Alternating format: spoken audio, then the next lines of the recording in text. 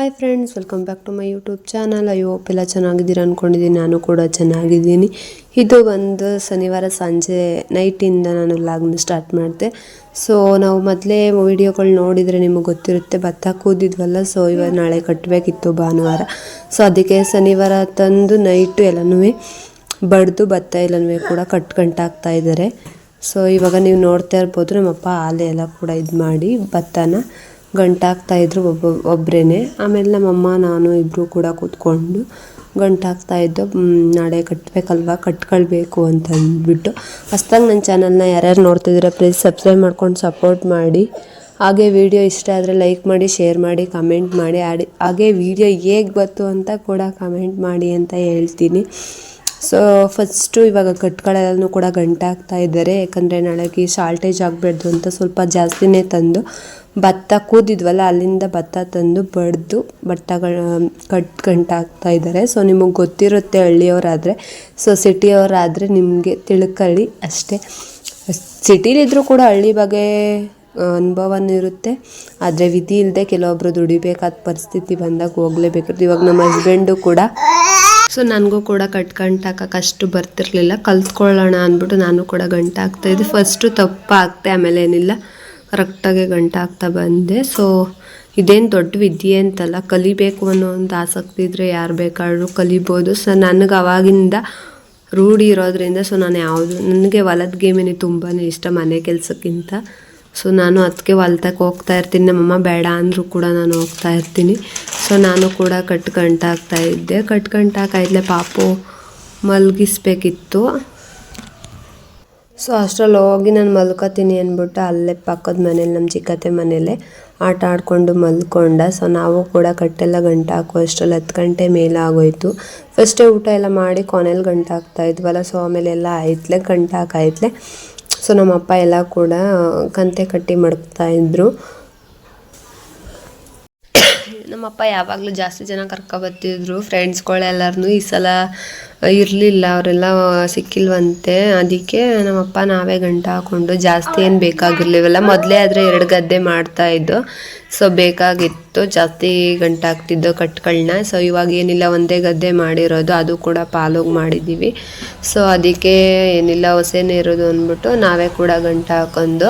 So ಅದೆಲ್ಲ ಆಯ್ತಲೆ night ಮಲ್ಕೊಂಡು. So ಇದು ಬೆಳಿಗ್ಗೆ 8 ಗಂಟೆಯಿಂದ ವ್ಲಾಗ್ನ ಸ್ಟಾರ್ಟ್ ಮಾಡಿದೆ. ಇವತ್ತು ಬಂದು ನಾನು ಮೆಂತೆ ಪಲಾವ್ ಮಾಡ್ತಾಯಿದ್ದೆ. ಸೊ ಹಾಗೆ ಆ ರೆಸಿಪಿನ ನಿಮ್ಗೊಂದ್ಸಲ ತೋರಿಸೋಣ ನಾನು ಹೇಗೆ ಮಾಡ್ತೀನಿ ಅಂತ ಸ್ಟಾರ್ಟ್ ಮಾಡಿದೆ.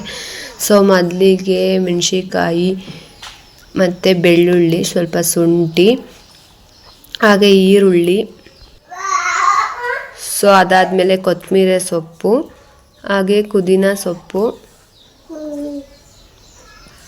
ಹಾಗೆ ಕಾಳು ಮೆಣಸನ್ನು ಹಾಕ್ಕೊಂಡೆ. ನನಗೆ ಎಷ್ಟು ಬೇಕಷ್ಟು ಟೊಮೊಟೊ, ಕಾಳು ಮೆಣಸು, ಆಮೇಲೆ ಜೀರಿಗೆ, ಚಕ್ಕೆ ಮತ್ತು ನಾನು ಗಸಗಸೆ ಹಾಕ್ಕೊಂಡೆ.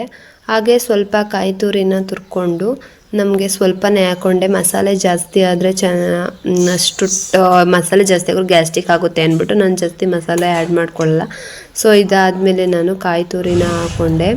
ಸೊ ಕಾಯಿ ತುರಿನ ಸ್ವಲ್ಪನೇ ಹಾಕ್ಕೊಂಡು ಅದನ್ನು ತರಿಯಾಗೂ, ಜಾಸ್ತಿ ನುಣ್ಣಗೂ ರುಬ್ಬಾರ್ದು, ಜಾಸ್ತಿ ತರಿಯಾಗೂ ರುಬ್ಬಾರ್ದು, ಮೀಡಿಯಮಾಗೆ ರುಬ್ಕೊಳ್ಬೇಕು. ಸೊ ಅದನ್ನು ರುಬ್ಕೊಳಕ್ಕೆ ಹಾಕ್ಬಿಟ್ಟು ಅದಾದಮೇಲೆ ನಾನು ಸೊಪ್ಪನ್ನ ಸೋಸಿ ಮತ್ತು ನೆನೆ ಹಾಕಿದ್ದೆ ಸ್ವಲ್ಪ ಹೊತ್ತು ನೀರೊಳಗಡೆ. ಸೊ ಅದನ್ನು ತೊಳ್ಕೊಬಂದೆ. ಅದಾದಮೇಲೆ ಅದನ್ನು ಸ್ವಲ್ಪ 1-2 ಮೇಲೆ ಕುಕ್ಕರಲ್ಲೇ ಮಾಡೋದು ಜಾಸ್ತಿ. ಅವಾಗ ಮಾಡ್ತಿದ್ದೆ. ಸೊ ಇವಾಗ ಕುಕ್ಕರಲ್ಲೇ ಹಾಕ್ಕೊಳ್ತೀನಿ ಯಾವಾಗಲೂ ಮಾಡೋಕ್ಕೆ.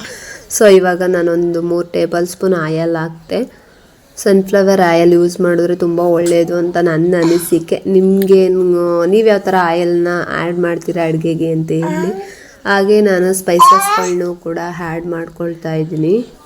ಅದಾದಮೇಲೆ ನಾನು ಒಂದು 4 ಹಸಿರು ಮೆಣಸಿನ್ಕಾಯಿ ಅದನ್ನು ಕೂಡ ಫ್ರೈ ಮಾಡ್ಕೊಳ್ತಾ ಇದ್ದೀನಿ. ಅದಾದಮೇಲೆ ಈರುಳ್ಳಿ ಹಾಕ್ಕೊಂಡು ಕೂಡ ಫ್ರೈ ಮಾಡ್ಕೊಳ್ಬೇಕು. ಅದು ಸ್ವಲ್ಪ ಕಲರ್ ಚೇಂಜ್ ಆಗಬೇಕು, ಆ ರೀತಿ ಆಗೋ ಗಂಟ ಫ್ರೈ ಮಾಡ್ಕೊಳ್ಳಿ. ಸೊ ಅದನ್ನು ಫ್ರೈ ಮಾಡ್ಕೊಂಡಾಯ್ತಲೆ. ಸೊ ಇವಾಗ ನೋಡ್ಬೋದು ಸ್ವಲ್ಪ ಕಲರ್ ಚೇಂಜ್ ಆಗಿದೆ. ಈ ರೀತಿ ಆಗೋ ಗಂಟೆ ಎಣ್ಣೆಯಲ್ಲಿ ಫ್ರೈ ಮಾಡ್ಕೊಳ್ಬೇಕು. ಸೊ ಇವಾಗ ನಾನು ಮೆಂತ್ಯ ಸೊಪ್ಪನ್ನ ಕೂಡ ಆ್ಯಡ್ ಮಾಡಿಕೊಂಡು ಅದು ಸ್ವಲ್ಪ ಹಸಿ ವಾಸನೆ ಹೋಗೋವರೆಗೂ ಫುಲ್ಲು ಫ್ರೈ ಮಾಡ್ಕೊಳ್ಬೇಕು ಆಯಲಲ್ಲಿ. ಸೊ ನೀವು ನೋಡ್ತಾ ಇರ್ಬೋದು, ಫ್ರೈ ಮಾಡ್ಕೊಳ್ಳಿ. ಇವಾಗ ಫ್ರೈ ಮಾಡ್ಕೊಂಡಾಯ್ತು. ಟೊಮೊಟೊನೂ ಕೂಡ ಹಾಕ್ಕೊಂಡು ಫ್ರೈ ಮಾಡ್ಕೊಳ್ತಾ ಇದ್ದೀನಿ. ಟೊಮೊಟೊ ಸ್ವಲ್ಪ ಸಾಫ್ಟ್ ಆಗೋ ಗಂಟ ಫ್ರೈ ಮಾಡಿಕೊಂಡು ಸೊ ನೋಡ್ತಾ ಇರಬೇಕು. ಅದು ಮೀಡಿಯಮ್ ಫ್ಲೇಮಲ್ಲಿ ಹಾಕ್ಕೊಂಡು ಫ್ರೈ ಮಾಡ್ಕೊಳ್ಬೇಕು.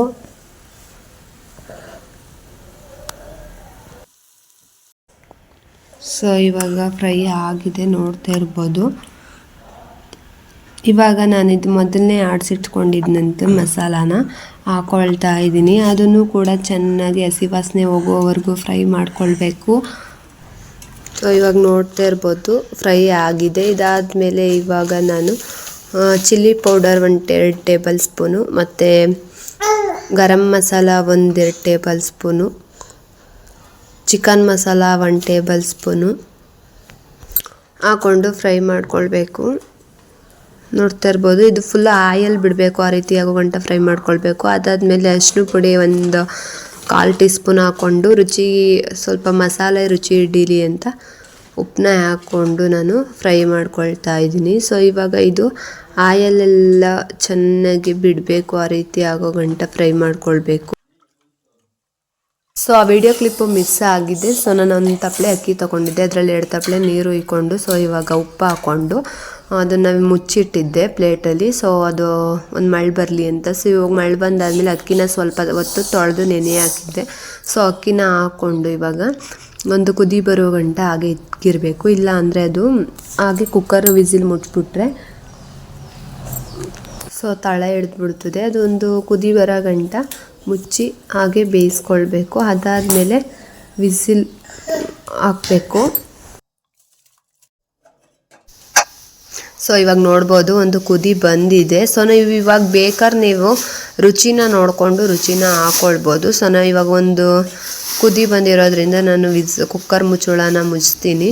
ಸೊ 1 ವಿಸಿಲೇ ಸಾಕು. 2 ವಿಸಿಲ್ಸ್ ಕೂಗಿದ್ರೆ ಅಂಡು ಹಿಡಿಯುತ್ತೆ. ಸೊ ಯಾಕಂದರೆ ಮನೆಯಲ್ಲೇ ಬೆಳೆದಿರೋ ಅಕ್ಕಿ ಸಣ್ಣ ಅಕ್ಕಿ ಆಗಿರೋದ್ರಿಂದ ಬೇಗ ಅಂಡು ಹಿಡಿದು ಬಿಡುತ್ತೆ. ಸೊ ಅದಕ್ಕೆ ನಾನು 1 ವಿಸಿಲ್ ಕೂಗಿಸ್ಕೊಳ್ಳೋದು. ಸೊ ಇವಾಗ ಮುಚ್ತಾ ಇದ್ದೀನಿ ಮುಚ್ಚಳನ. ಸೊ ಅದು ಬೇಯಕ್ಕಿಟ್ಟು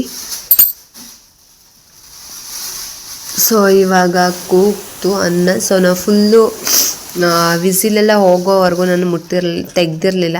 ಸೊ ಬೇರೆ ಕೆಲಸಗಳನ್ನ ಮಾಡ್ಕೊಳ್ತಾ ಇದ್ದೆ. ಸೊ ಇವಾಗ ತೆಗೆದೆ. ಸೊ ನೋಡ್ಬೋದು ಇದನ್ನು ಒಂದು ಮಿಕ್ಸ್ ಕೊಡಬೇಕು, ಫುಲ್ಲು ನೀಟಾಗಿ ಮಿಕ್ಸ್ ಕೊಟ್ಟು ಅದಾದಮೇಲೆ ನಾನು ಹಸ್ಬೆಂಡ್ಗೆ ಹಾಕ್ಕೊಟ್ಟೆ. ಸೊ ಅವರು ಕೆಲಸಕ್ಕೆ ಹೋಗ್ತಿದ್ರಲ್ಲ ಯಾವಾಗಲೂ ಬೇಗನೆ ಅವರು ಊಟ ಮಾಡ್ತಾರೆ. ಸೊ ಅದಕ್ಕೆ ಅವ್ರಿಗೆ ಊಟ ಹಾಕ್ಕೊಟ್ಟೆ. ಸೊ ಅವ್ರಿಗೆ ಬೆಸ್ಟ್ ಕಾಂಬಿನೇಷನು ಅಂತಂದರೆ ಮೊಸರು ಮೆಂತೆ ಪಲಾವ್ಗೆ ನನ್ನ ಪ್ರಕಾರ. ಸೊ ಮೊಸರು ಇತ್ತು. ಸೊ ಹಸ್ಬೆಂಡ್ ತಿನ್ನಲ್ಲ ಮೊಸರಲ್ಲಿ, ಮೊಸರು ಮಜ್ಜಿಗೆ ಏನೂ ಕೂಡ ಅವ್ರು ತಿನ್ನಲ್ಲ, ತುಪ್ಪ ಬೆಣ್ಣೆನೂ ಕೂಡ ತಿನ್ನಲ್ಲ. ಸೊ ಅದಕ್ಕೆ ಅವ್ರಿಗೆ ಹಾಗೆ ಹಾಕ್ಕೊಡ್ತಾ ಇದ್ದೆ. ನಾನು ಚಟ್ನಿ ಮಾಡಿಲ್ವಾ ಅಂತಿದ್ರು, ಚಟ್ನಿ ಮಾಡಿಲ್ಲ ಅಂತಂದುಬಿಟ್ಟು ಅವ್ರಿಗೆ ಊಟ ಹಾಕ್ಕೊಟ್ಟೆ.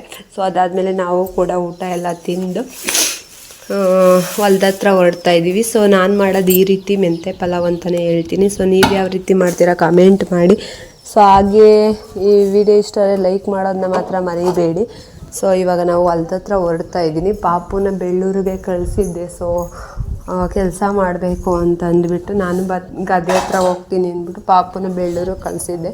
ಸೊ ನಾವು ಕೂಡ ಕಟ್ಟಕ್ಕೆ ಹೋಗೋಣ ಅಂತ ಅಂದ್ಬಿಟ್ಟು ಸೊ ಇವಾಗ ಅವರು ಕರ್ಕೊಂಡ್ಬಿಟ್ಬಿಟ್ಟು ಬಂದು ನನ್ನ ಕರ್ಕೊಂಡು ಹೋಗ್ತಾ ಇದ್ದಾರೆ. ಸೊ ನಾನು ಹಾಲೆಲ್ಲ ಕಾಯಿಸಿ ಮಧ್ಯಾಹ್ನ ಟೀ ಮಾಡಬೇಕು ಅಂದ್ಬಿಟ್ಟು ಮಡಗ್ಬಿಟ್ಟು ಸೊ ಇವಾಗ ಗದ್ದೆ ಹತ್ರ ಹೋದೆ. ಸೊ ನಾನು ವೀಡಿಯೋ ಮಾಡಿಲ್ಲ ಹೋದೆ ಇಟ್ಕುನ. ಸೊ ಫಸ್ಟು ಒಂದು ಪಾತಿ ಎಲ್ಲ ಕಟ್ಟಿಬಿಟ್ಟು ಅದಾದಮೇಲೆ ಅವ್ರನ್ನ ಕಳಗಿಸ್ತೋ. ಸೊ ಅದಾದಮೇಲೆ ನಾನು ಕೂಡ ಕಟ್ತಾ ಇದ್ದೆ. ಸೊ ಅದಕ್ಕೆ ವೀಡಿಯೋ ಮಾಡ್ಕೊಳಕ್ಕಾಗಿಲ್ಲ. ನಾವೆಲ್ಲ ಅರಿ ಹಾಕ್ಕೊಂಡು ಹೋಗ್ತಾಯಿದ್ದೋ ಕಟ್ಟಾಸಿ. ಸೊ ಇವರು ಕಟ್ಕೊಂಡು ಬರ್ತಾಯಿದ್ರು ಚಿಕ್ತಿಮಣ್ಣ ಅವರು. ಸೊ ಅದಾದಮೇಲೆ ಅಮ್ಮ ಟೀ ಕಾಯಿಸ್ಕೊಬತ್ತೀನಿ ಅಂತ ಹೋದರು. ಅಷ್ಟರಲ್ಲಿ ನಾವು ಇನ್ನೊಂದು ಅರ್ಧ ಪಾತಿ ಕಟ್ಟಿದ್ದು. ಅದಾದಮೇಲೆ ಟೀ ಬಿಸ್ಕೆಟ್ಟು ಮತ್ತು ಬಾಳೆಹಣ್ಣು ತಂದಿದ್ರು. ಸೊ ಅದನ್ನು ಕೂಡ ತಿಂದ್ಕೊಂಡು ಆಳುಗಳಿಗೆಲ್ಲ ಕೊಟ್ಬಿಟ್ಟು ಸೊ ಅವರು ಎಲ್ಲ ಟೀ ಕುಡ್ದಾದ್ಮೇಲೆ ಮತ್ತೆ ಕೂಡ ಸ್ಟಾರ್ಟ್ ಮಾಡಿದ್ರು ಕೆಲಸನ. ಬಿಸಿಲು ಅಂದರೆ ಬಿಸಿಲು ಸಾಕಾಗ್ತು. ಅಯ್ಯಪ್ಪ ದೇವರೇ ಅನ್ನುವಷ್ಟು ಬಿಸಿಲು ಹೊಡಿತಾಯಿತ್ತು. ಸೊ ನಮ್ಮಮ್ಮ ಬೇರೆ ಯಾಕೆ ಬಂದೆ ಮನೇಲಿರು ಅಂತಂದರೂ ಬಂದಿದ್ದಿ ಅಂತ. ಏನೋ ಒಂಥರ ಗದ್ದೆ ಕೆಲಸ ಮಾಡೋಕ್ಕೆ ನನಗಂತೂ ತುಂಬಾ ಇಷ್ಟ, ಮನೇಲಿರೋಕ್ಕೆ ಇಷ್ಟ ಇಲ್ಲ. ಸೊ ಅದಕ್ಕೆ ಯಾವಾಗಲೂ ಗದ್ದೆ ಕೆಲಸ ಇಷ್ಟಪಡ್ತೀನಿ. ಸೊ ನಾನು ಮನೇಲಿರುವಂತರೂ ಇರಲ್ಲ. ಸೊ ಹಸ್ಬೆಂಡ್ ಕೂಡ ಫುಲ್ಲು ಬಿಸಿಲು ಇಷ್ಟು ದಿನ ಕೆಲಸ ಮಾಡ್ತಿರಲ್ವ ಅಂಗಡೀಲಿ. ಸೊ ಇವತ್ತಂತೂ ಸಖತ್ ಬಿಸಿಲು ಅಂತ ಇದು ಮಾಡ್ತಾಯಿದ್ರು ಅವರು ಮೊದಲು ಗಾಡಿ ಹೊಡಿತಾಯಿದ್ರು. ಇದು ನಮ್ಮದೇ ಕೂಡ ದನ, ಬೇರೆಯವ್ರಿಗೆ ಕೊಟ್ಬಿಟ್ಟಿದ್ದೀವಿ ಕಾಸು ಇಸ್ಕೊಂಡು. ಸೊ ಅವ್ರದ್ದು ಹತ್ಕೊಂಡು ಬಂದಿದ್ದಾರೆ, ನಮ್ಮದೇ ಗಾಡಿ ಕೂಡ. ಸೊ ದನ ಮಾರಿಬಿಟ್ಟಿದ್ದೀವಿ. ಅದಕ್ಕೆ ಹಸ್ಬೆಂಡ್ ಇವಾಗ ಕೆಲ್ಸಕ್ಕೆ ಹೋಗ್ತಾ ಇದ್ದಾರೆ. ಸೊ ನನಗಂತೂ ದನ ನೋಡಿದಾಗ ಬೇಜಾರಾಯಿತು. ಸೊ ನಮ್ಮ ಹತ್ರ ಇತ್ತು ದನ, ನಮ್ಮದು ದನ ಅನ್ನೋದೊಂದು ಮಾತ್ರ ನಮ್ಮೂರಿಗೆ ಕೊಟ್ಟಿರೋದ್ರಿಂದ ನಮ್ಮದು ದನ ಅಂತ ಅಲ್ಲಲ್ಲೇ ನೋಡ್ತಾ ಇರ್ತೀವಿ, ಅದೊಂದು ಖುಷಿ ಇದೆ. ಸೊ ಇವಾಗ ಎಲ್ಲ ಕೂಡ ಗಾಡಿಗೆಲ್ಲ ತುಂಬ್ತಾ ಇದ್ದಾರೆ. ಸೊ ನಾನು ಕೂಡ ಈ ಪಾತಿ 2 ದೊಡ್ಡ ಪಾತಿ ಎಲ್ಲ ಕಟ್ಟಾದಮೇಲೆ ಸೊ ಆ ಕಡೆ ಪಾತಿಗೆ ಕಟ್ಟುಗಳನ್ನ ತಗೊಂಡು ಹೋಗ್ತಾ ಇದ್ದೆ. ಅಷ್ಟರಲ್ಲಿ ದನ ಹೋಗ್ತಾ ಇರಲಿಲ್ಲ. ಸೊ ಅವರು ಕೂಡ ಅದ್ರಿಸ್ಕೊಂಡು ದನನ ಮುಂದಕ್ಕೆ ಗಾಡಿ ಎಳೆಸ್ಕೊಂಡು ಹೋಗ್ತಾ ಇದ್ದಾರೆ. ಸೊ ರೈತರು ಅಂದರೆ ಎಷ್ಟು ಕಷ್ಟ. ಅನ್ನ ಅಕ್ಕಿ ತೊಗೊಂಡು ಊಟ ಮಾಡ್ಬೋದು, ಬಟ್ ಬೆಳೆದು ಅದ್ರ ಮಾಡ್ತೀವಲ್ಲ ಶ್ರಮ, ಅದಂತೂ ತುಂಬಾ ಕಷ್ಟ ಇದೆ. ಬಿಸಿಲು ಅನ್ನಲ್ಲ ಹಸ್ಲು ಅನ್ನಲ್ಲ, ಗೇಯಲೇಬೇಕು. ಸೊ ರೈತರಿಗಂತೂ ತುಂಬ ಕಷ್ಟ. ಕಂಪ್ನಿಲಿರೋರ್ಗೂ ಕಷ್ಟನೇ, ಬೇರೆ ಕೆಲ್ಸಕ್ಕೆ ಹೋಗೋರ್ಗೂ ಕಷ್ಟನೇ. ಬಟ್ ಆದರೆ ಈ ಬಿಸಿಲಲ್ಲಿ ಎಷ್ಟೇ ಬಿಸಿಲು ಹೊಡೆದ್ರೂ ಕೂಡ ಮಾಡಲೇಬೇಕು. ನಾನು ಫಸ್ಟು ಮುಂಬೆಲ್ಲ ಹತ್ಬಿಟ್ಟೆ, ಇದನ್ನು ಹತ್ಬಿಟ್ಟು ವೀಡಿಯೋ ಮಾಡ್ತಾಯಿದ್ದೀನಿ. ಸೊ ನನಗೆ ವೀಡಿಯೋ ಮಾಡ್ಕೊಡೋರು ಯಾರೂ ಇಲ್ಲ. ಸೊ ಹಸ್ಬೆಂಡು ಮತ್ತೆ ಭತ್ತ ತುಂಬಿಕೊಂಡು ಭತ್ತ ಕಿತ್ತಾಕಕ್ಕೆ ಹೋಗಿದ್ದಾರೆ, ಮೆದೆ ಹಾಕೋಕ್ಕೆ. ಸೊ ಅದಕ್ಕೆ ನಾನೇ ವೀಡಿಯೋ ಮಾಡ್ಕೊಳ್ತಾ ಇದ್ದೆ. ಸೊ ಅವ್ರ ಆಳೆಲ್ಲ ಒಂದು ಟೈಮ್ ಆಯಿತು ಅಂದ್ಬಿಟ್ಟು ಆಮೇಲೆ ಹಸ್ಬೆಂಡ್ ಇಟ್ಕೊಂಡು ಸೊ ಅಲ್ಲಿಗೆ ಎಲ್ಲ ಕಂತೆಗಳನ್ನ ಎತ್ಕೊಬಂದು ಕೊಟ್ಟು ಎತ್ಕೊಂಡು ಹೋಗಿದ್ದಾರೆ. ಹಸ್ಬೆಂಡ್ ನಡಿ ಬಿರ್ಬಿರ್ನ ಆಗೋಗ್ಲಿ ಅಂತ ಇದ್ರು. ಸೊ ನಾನು ಆಗಲ್ಲ ಅಂತ ನಾನು ಸುಮ್ಮನೆ ಆಡ್ತಾಯಿದ್ದು. ತುಂಬ ದಿನ ಆಗಿತ್ತು ಜೊತೇಲಿ ಇಬ್ಬರು ಕೆಲಸ ಮಾಡಿ. ಇವಾಗ ಒಂಥರ ಖುಷಿ ಆಯಿತು ಮಾತ್ರ. ನನಗಂತೂ ನನ್ನ ಗಂಡನ ಜೊತೆ ಎಲ್ಲರ ಹೊರ್ಗಡೆ ಕೆಲಸ ಮಾಡೋದು, ಗದ್ದೆ ಹತ್ರ ಕೆಲಸ ಮಾಡೋದು ಅಂದರೆ ತುಂಬಾ ಇಷ್ಟ. ಹಸ್ಬೆಂಡು ಕೂಡ ಯಾಕೆ ಬಂದೆ ಪಾಪು ನೋಡ್ಕೊಂತಂದ್ರು. ಅವ್ರ ಜೊತೆ ಒಂಥರ ಖುಷಿಯಾಗಿ ಟೈಮ್ ಸ್ಪೆಂಡ್ ಮಾಡೋದಂತೂ ನನಗಂತೂ ಸಖತ್ ಇಷ್ಟ. ಆದಮೇಲೆ ಅವರು ಹೋಗು ಅಂತ ಕೆಲಸ ಮಾಡ್ತಾಯಿದ್ದು. ಜಗಳಲ್ಲೂ ನಮ್ಮ ರೀತಿನೇ ಇದೆ ಅಂತ ಹೇಳ್ಬೋದು. ಸೊ ಇವಾಗ ಗದ್ದೆ ಕಂತೆಗಳೆಲ್ಲ ನಿಂತ್ಕೊಳ್ಳೋಣ.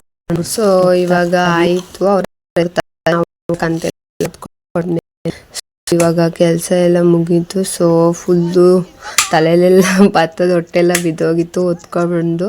ಸೊ ಅದಾದಮೇಲೆ ಅವ್ರಿಗೂ ಕೂಡ ಎಲ್ಲ ಕೊಟ್ಬಿಟ್ಟು ಎಲ್ಲ ಎತ್ಕೊಬಂದು ಕೊಟ್ಟು. ಸೊ ಮೇಲೆ ಗಾಡಿ ಮೇಕೆ ನಮ್ಮ ಕೈಲಿ ಎಸೆಯೋಕ್ಕಾಗಲ್ಲ. ಸೊ ಅದಕ್ಕೆ ಗಂಡಾಳು ನಿಲ್ಲಿಸ್ಬಿಟ್ಟು ಎತ್ಕೊಡ್ತಾಯಿದ್ದು. ಸೊ ತುಂಬಾ ಕಷ್ಟ ಇದೆ. ನಾನು ತುಂಬ ದಿನ ಆಗಿತ್ತು, ಬಟ್ ಆದರೆ ನನಗೆ ಬೇಜಾರೇನಿಲ್ಲ ಕೆಲಸ ಮಾಡೋದು ಅಂತಂದರೆ. ಬಟ್ ಆದರೆ ತುಂಬಾ ಬಿಸಿಲಿತ್ತು. ಎಷ್ಟೇ ಬಿಸಿಲಿದ್ರು ಕೆಲಸ ಮುಗಿಸ್ಲೇಬೇಕಲ್ವಾ. ಸೊ ಇವಾಗ ಎಲ್ಲ ತುಂಬ್ಕೊಳ್ತಾ ಇದ್ಲು. ಅವರು ಕೂಡ ಹೊರಟರು. ಅದಾದಮೇಲೆ ನಾವು ಕೂಡ ಆಡುಗಳಿಗೆ ಸ್ವಲ್ಪ ಹುಲ್ ಕುಯ್ಕೊಂಡು ಬಂದು ಮನೆ ಹತ್ರ ಹೋಗೋಕ್ಕೆ ರೆಡಿ ಆದೋ. ಬಟ್ಟೆಗಳೆಲ್ಲ ಬಿಚ್ಚು. ಈ ದಿನ ಹೀಗಿತ್ತು, ಪ್ಲೀಸ್ ಹೇಗಿತ್ತು ಅಂತ ಕಮೆಂಟ್ ಮಾಡಿ. Thank you for watching.